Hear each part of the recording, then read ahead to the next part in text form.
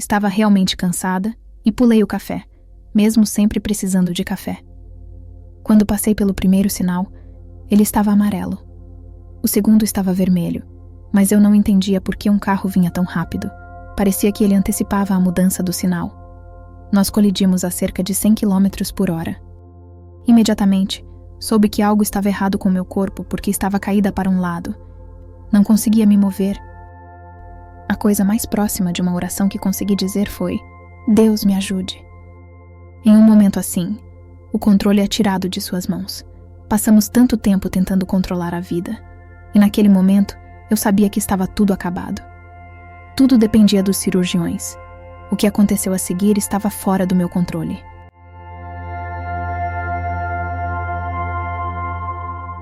Olá, pessoal! Hoje vamos contar um testemunho real de mudança de vida em Cristo. Se você tem uma história de vida inspiradora que gostaria de compartilhar, queremos ouvi-la.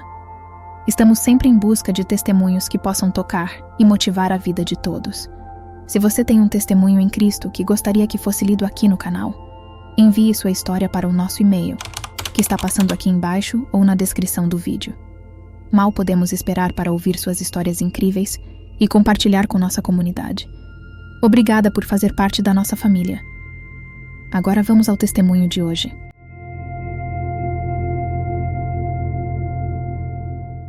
Eu cresci no interior e tive uma infância muito livre e maravilhosa nesse sentido. Passei muito tempo na natureza. Minha melhor amiga e eu andávamos a cavalo, levantávamos às 6 da manhã. Esses eram ótimos tempos no verão. Cavalgávamos até que ficasse quente demais ao meio-dia, nadávamos em lagos, vivíamos uma vida muito conectada com a natureza. Essa parte da minha vida foi fantástica.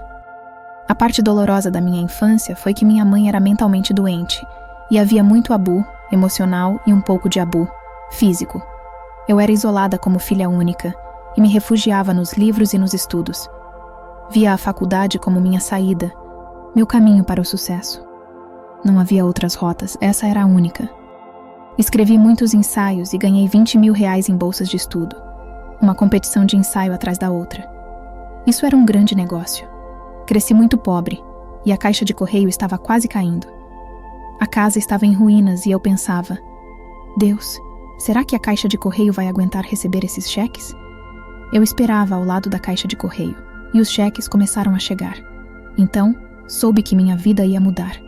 Havia muito peso e muita expectativa em relação a ir para a faculdade. Isso significava muito para mim. Fui para a universidade, que é meio uma escola de festas. No começo, minhas notas eram ótimas, mas depois começaram a cair. No meu último ano, eu estava deprimida. Tinha passado por um término difícil. Sabia que meu consumo de álcool e ilícitos estava fora de controle. Sabia que estava muito mal. Pensava: preciso colocar minha vida nos eixos. Estava tendo ataques de pânico sobre mortalidade porque eu era agnóstica na época. Realmente não acreditava em vida após a morte. Eu estudava um pouco sobre espiritualidade. Pensava: talvez eu me misture com a grama, ou talvez continuemos de alguma forma metafísica.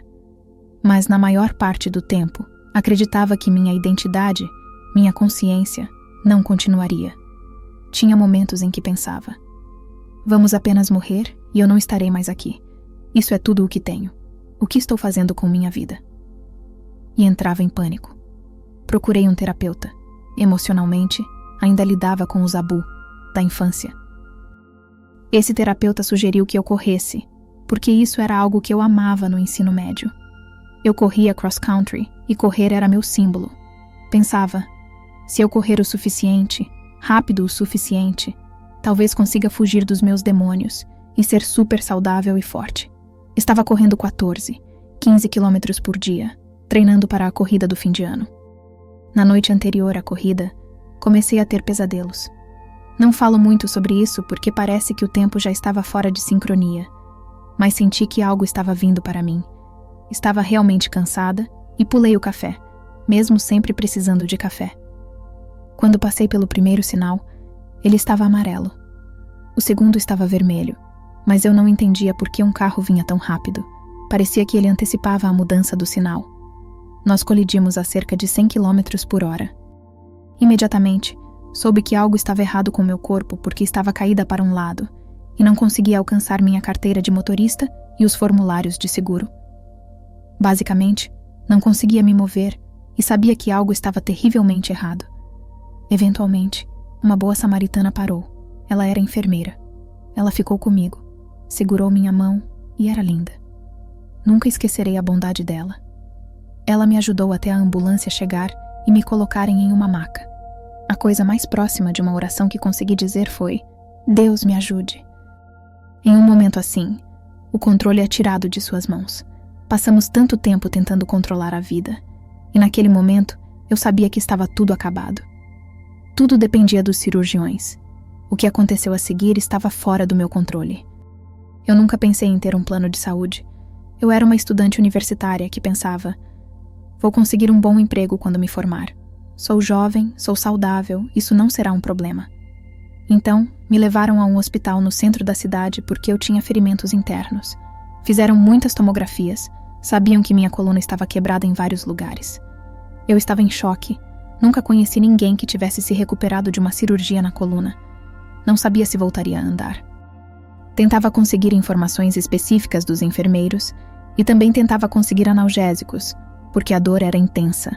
Eles recusaram e disseram: até que um neurocirurgião autorize e assuma o risco, não podemos te dar analgésicos. Fiquei amarrada a uma maca por 17 horas antes de ser levada para a cirurgia. Membros da família vinham e iam. Eu estava realmente um desastre psicológico, gritando com as pessoas em alguns momentos, chorando. Eventualmente, a autopiedade tomou conta. Uma enfermeira disse que um neurocirurgião estava vindo falar comigo. Ela entrou e eu disse: vou me matar se eu não puder andar, então preciso que você me opere. Ela respondeu: ok, eu vou, mas estou de plantão há 40 horas, preciso ir para casa, tirar uma soneca e comer algo. Então, voltarei e operarei você. Foi um grande alívio porque eu tinha ouvido uma conversa em que um neurocirurgião não queria vir porque eu não tinha plano de saúde. Lembro de pensar: meu Deus, estou sendo descartada. Estou tentando tanto e aqui não sou nada, apenas um corpo nesta maca. Tudo aquilo era o mundo físico. Minha mente estava totalmente naquele momento físico. Estava preocupada com as aulas, preocupada em andar, não estava realmente preocupada com a morte. Mesmo quando me levaram para a cirurgia e disseram que havia 17% de chance de morte, não parei para perguntar. Pensei: bem, é uma chance alta, mas vou arriscar porque quero andar. Então, me levaram e a doutora Flávia, esse era o nome da médica, apertou minha mão e essa foi a última coisa que lembro até eu sair do meu corpo. No momento em que saí do corpo, me vi em um canto da sala, olhando para os cirurgiões e para meu próprio corpo. Quando você está fora do corpo, não enxerga com os olhos normais, mas com uma visão de 360 graus. Você pode focar em algo ou ver o que está atrás de você, mas isso não importa tanto. Eu me lembro do topo da cabeça dos cirurgiões, das mãos deles, e que havia uma música tocando no rádio, uma canção de Elvis. Era uma estação de música suave e eu reconhecia a estação. Havia uma grande percepção da sala e dos cirurgiões. Foi quando pensei: estou viva, eu existo além deste corpo. Fiquei tão empolgada que quis contar aos meus amigos agnósticos. Naquele momento, eu queria explicar a eles que a consciência realmente continua. Foi um período muito mais longo para conseguir comunicar isso, mas naquele momento, apenas observar meu corpo e os cirurgiões já era algo profundo. Eu estava feliz, mas não há uma palavra que descreva essa felicidade. Era um alívio absoluto e paz saber que continuamos a existir. Eu estava convencida, naquele primeiro momento, porque minha consciência se sentia em paz. No corpo, sempre sinto um pouco de nervosismo. Acho que a maioria das pessoas também sente. Há sempre alguma dor ou ansiedade. Naquele espaço, não havia dor, apenas paz. Minha inteligência parecia maior fora do corpo, e pensei nisso, porque aqueles neurocirurgiões deviam ser brilhantes. A doutora Flávia e seu assistente estavam lá, e lembro de observá-los. Havia seres de luz atrás deles, com cerca de 2 metros de altura. Eu os chamava de anjos porque isso faz mais sentido para as pessoas, mas tudo o que eu sabia era que eram inteligentes, podiam se comunicar telepaticamente, e estavam ali para enviar cura através dos neurocirurgiões para o meu corpo. Eles me asseguraram que eu andaria novamente, que até correria, e que tudo ficaria bem. E, quase brincando, disseram: assista a isso. E quando disseram isso, enviaram toda aquela energia e luz através dos neurocirurgiões, iluminando toda a minha coluna. Pensei: isso é fantástico. Os neurocirurgiões devem saber que os anjos trabalham através deles. Vou perguntar sobre isso depois. Isso é incrível. Eles são tão inteligentes, devem saber que há uma inteligência superior trabalhando com eles. Aquele momento ficou gravado na minha mente. Então, o monitor de repente parou de registrar sinais vitais e pensei: estou tecnicamente morta e não quero assistir isso. Eles vão ter que me virar. O que vão fazer para me reviver? Anos depois, descobri que estava com hemorragia interna e eles começaram a cauterizar veias, tentando parar o sangramento e me dando transfusões de sangue. Foi isso que me trouxe de volta, mas eu saí. Quando você está em forma espiritual, pode atravessar paredes. Passei pela primeira parede, depois por mais algumas, e vi meu padrasto pegando um chocolate na máquina. Para mim, isso era um detalhe verificável. Não significava muito além do fato de que eu pensava que ele era saudável, então o chocolate era engraçado para mim. Pensei: ele tem um vício secreto em açúcar. Ri e me movi para um espaço acima da minha cidade, no céu noturno, flutuando ali por um tempo. A sensação de liberdade era incrível. Não estava com medo, apenas me sentia livre e feliz. Embora me dissessem que eu voltaria para o corpo, pensei: estou bem longe agora, talvez eu não volte, talvez eu fique aqui. E para mim, estava tudo bem em ficar ali. Fora do corpo, sentia-me apoiada por uma consciência maior. Como o Dr. Evandro Alexandre e outros dizem, o cérebro é um limitador da consciência. Ele limita o que experimentamos e vemos. Fora do corpo, vemos mais. Naqueles primeiros momentos, percebi que essa experiência não se comparava a estar no corpo. Uma das minhas primeiras ideias foi: isso é teatro. Tudo o que estamos fazendo é atuar e aprender coisas. Estamos vestindo esses corpos, esses trajes. Não parecia real. Aquilo parecia a realidade, como se eu estivesse vendo por trás da cortina de Oz. Pensei: agora eu entendo, apenas viemos aqui, e muitas pessoas falam sobre reencarnação. Isso faz total sentido agora. Naquele momento, eu não pensava muito nisso. Apenas olhava os detalhes daquela vida, e percebia que ela continuava. Também sentia a energia de todos que eu conhecia e queria dizer a todos: eu amo vocês, sejam melhores, sejam felizes, aproveitem a vida. Essa é a mensagem da alma. Nada negativo, apenas ame a sua vida. E as imagens do telescópio Hubble, algumas delas são muito semelhantes ao que eu vi. Uma vasta extensão rosa de estrelas e luz. Eu estava flutuando em algum lugar que não reconhecia, mas sabia que estava entre as estrelas. Também senti uma inteligência maior se aproximando de mim na forma de luz, quase como a telepatia dos anjos. Ela se aproximou e me deu diferentes mensagens como: o amor é tudo o que importa. É tudo o que você leva quando deixa este lugar. Seja como uma criança. Lembre-os de ir para a natureza. Pareciam mensagens cristalizadas e simples, mas havia umas 5 ou 6 delas, implantadas profundamente em mim, e eu sabia que nunca as esqueceria, que aquilo era para ser levado de volta comigo. Então me mostraram uma parte da minha vida. Vi alguns momentos da infância em que brincava na natureza, momentos de fé. E esses momentos eram bons, como se a luz dissesse: sua fé era linda, seu amor pelos animais era lindo. Apenas lembre-se das partes boas da vida. E as coisas ruins derretiam, como sombras desaparecendo, quase como se a mensagem fosse: o amor é tudo o que levamos conosco, não carregamos o negativo nesse lugar de luz. Vi a revisão da vida, alguns lugares onde eu poderia ser melhor. Eu era um pouco exclusivista e julgadora. Orgulhava-me de ter entrado na universidade e olhava de cima pessoas que não foram para a faculdade.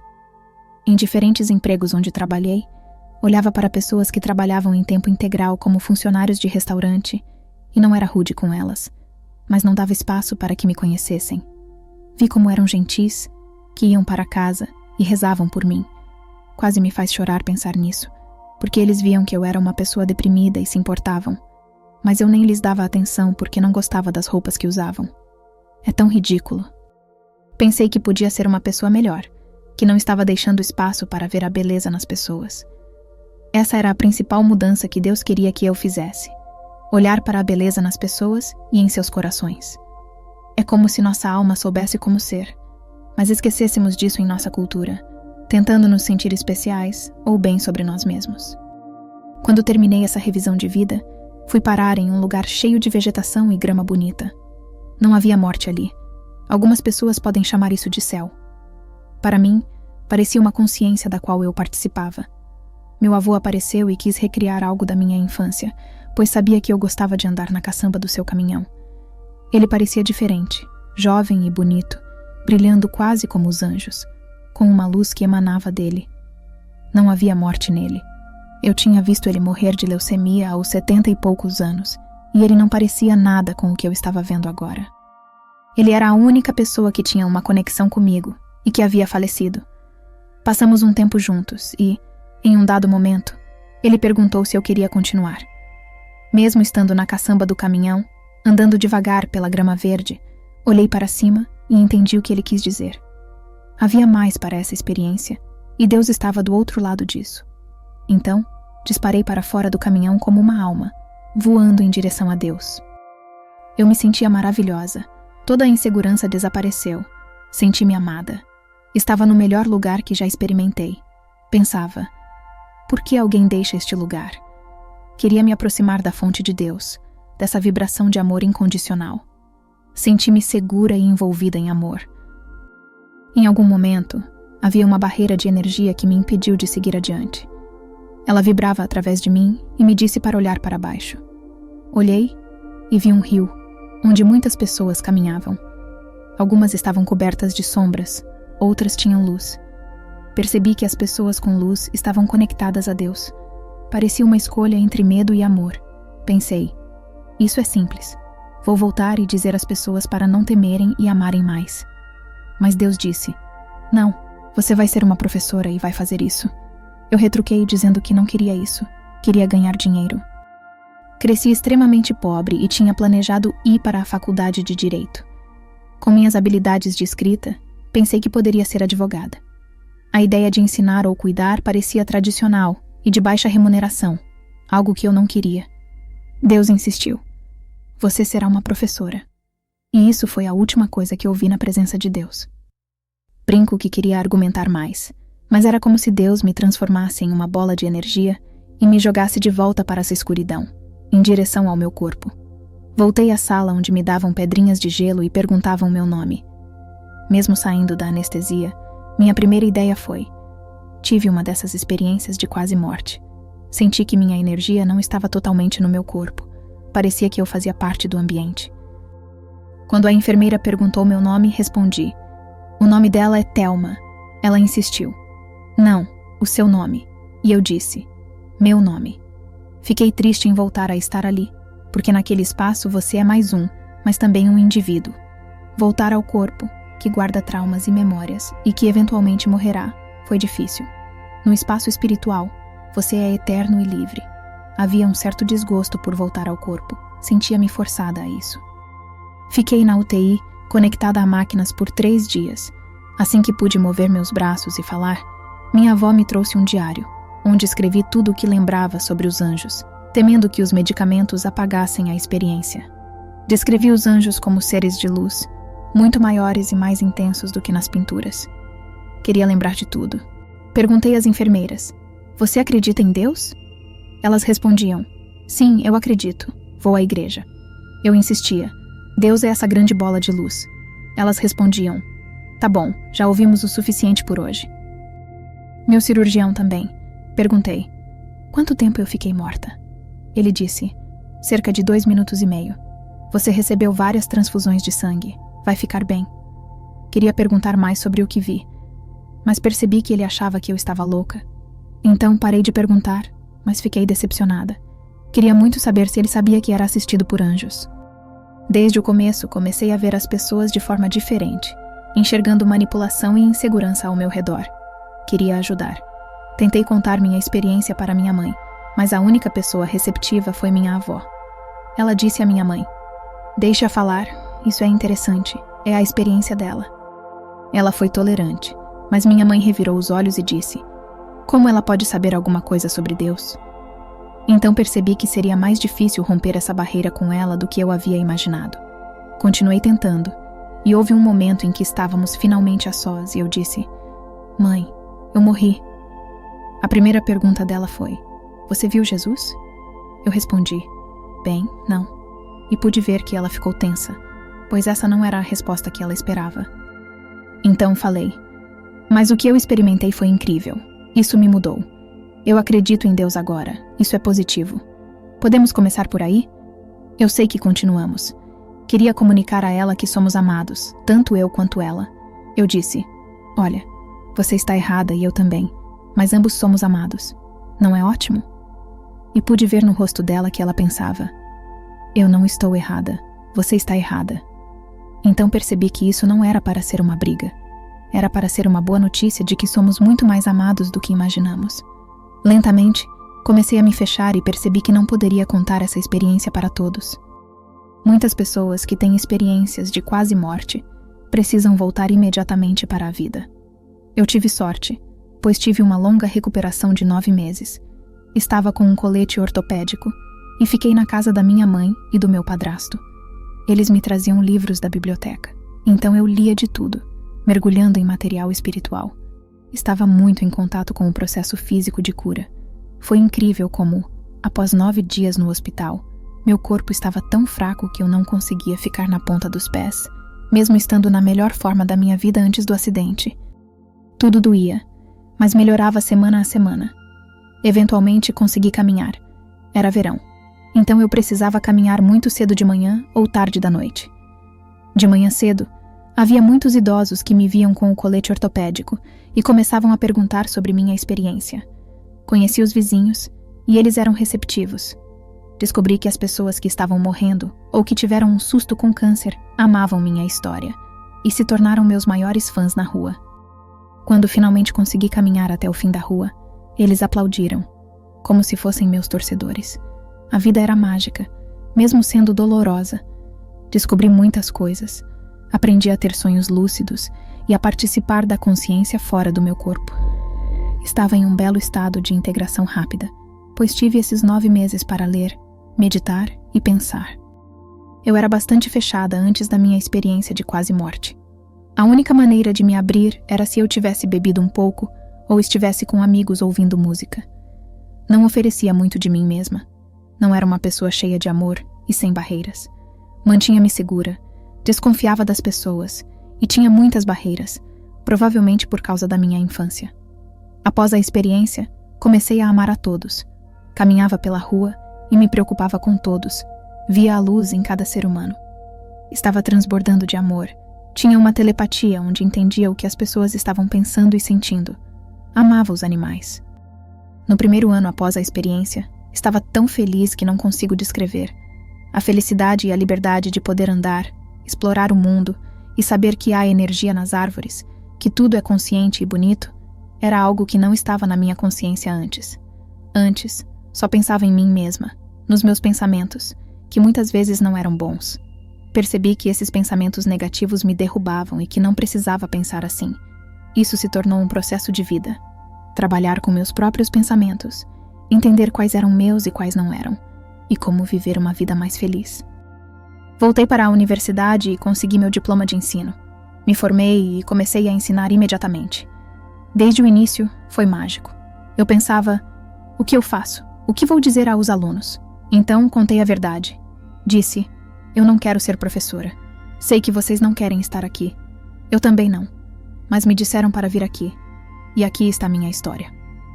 Os alunos ficaram boquiabertos, olhos arregalados, e começaram a fazer perguntas. Houve muita comunicação e conexão desde o início. Percebi que as pessoas adoram essas histórias, pois as fazem pensar sobre o que vem a seguir, sobre os elementos mágicos da vida, ou as colocam em contato com sua própria jornada espiritual. Vi como diferentes alunos queriam se tornar psicólogos, contar seus objetivos porque confiavam em mim de alguma forma. Eles foram meus primeiros alunos, e foi a primeira turma. Houve tanta magia, hilaridade e brincadeiras. Foi realmente divertido, mas também transformador. Do outro lado, é tudo tão fácil, há apenas amor e medo. Aqui, às vezes as pessoas nos atacam por medo, são manipuladoras por medo de não terem o suficiente ou de precisarem de algo de nós. Isso é devastador para as pessoas. Mas vejo o medo como um bloqueio para a luz de Deus, que pode ser depressão ou qualquer coisa que nos bloqueie de Deus. Acho que a natureza é uma maneira de muitas pessoas se curarem. É uma forma de superar muitas coisas. Isolamento, tempo na natureza, pensar na vida, repensar o que se quer fazer, como fazer diferente e reconectar-se com alguma forma de luz. Qualquer momento em que sua alma desperta nesta jornada e você sente que está fazendo algo bom, que tem um sonho, um dom, algo a compartilhar ou ajudar as pessoas, você está ganhando. Acredito que todos podemos vencer em diferentes momentos de nossas vidas. Talvez haja lutas, mas podemos chegar a um ponto onde estamos contribuindo para a sociedade, realmente desfrutando da vida, tendo muita alegria e dando amor ao mundo. Sei que todos ficamos frustrados com o trânsito e a tecnologia. Não sou imune a isso. Certamente tenho momentos em que estou muito frustrada, mas me esforço para lembrar de como aproveitar mais a vida. Lembrar que minha energia afeta os outros e tentar não afetá-los negativamente. Espero que mais pessoas despertem para Deus. Se percebêssemos que todos somos conectados e que somos um, não quereríamos que ninguém sofresse. Focaríamos em aliviar o sofrimento na sociedade, nas crianças, nos idosos, nas pessoas sem seguro, nos desempregados, nos deficientes. Como ajudar todas as pessoas a viverem melhor? Muitas experiências de quase morte apontam para um amor maior do outro lado que pode nos ajudar a viver melhor aqui. Deus os abençoe.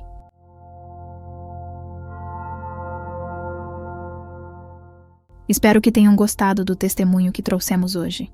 E, se você ainda não é inscrito em nosso canal, clique no botão de inscrição e faça parte da nossa comunidade.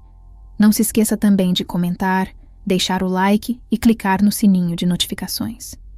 A sua presença e participação aqui é muito importante para nós.